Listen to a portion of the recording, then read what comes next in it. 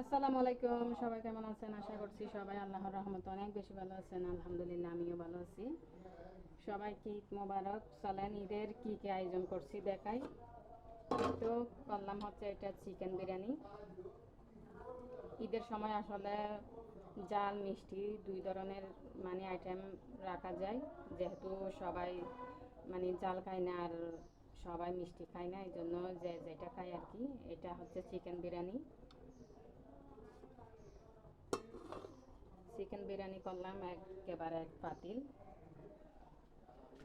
আর এদিকে করছি পায়েস, খাওন চালের পায়েস, কাকন চাল আর কি, কাকন চাল দিয়ে পায়েস করলাম একটু।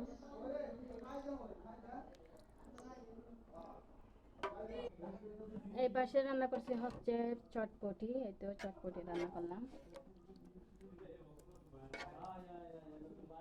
চটপটি রান্না করছি, চটপটির সালাদ লেবু ওগুলো কাটা হয়েছে।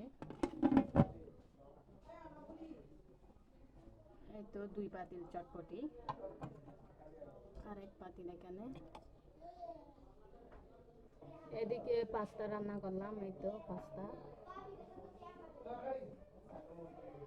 এই পাশে রান্না করলাম হচ্ছে গরুর মাংসের বিরিয়ানি, একটা চিকেন বিরিয়ানি একটা গরুর মাংসের বিরিয়ানি করলাম। এই তো রাইস কুকারে পুটিং রান্না হচ্ছে, এই তো পুটিং পুটিং একটা হয়ে গেছে, এই তো।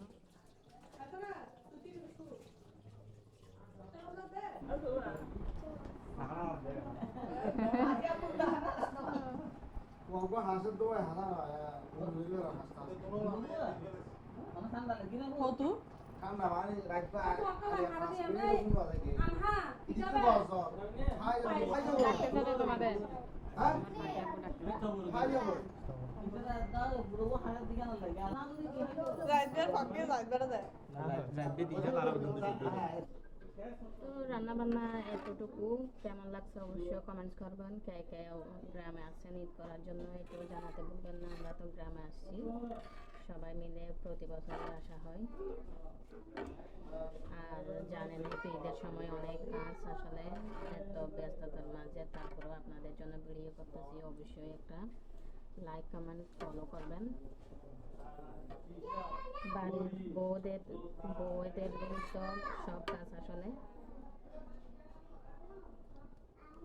তো সবাই ভালো থাকবেন, সুস্থ থাকবেন। আর সবাইকে জানাচ্ছি ঈদ মোবারক, সবাইকে দাওয়াত রইল।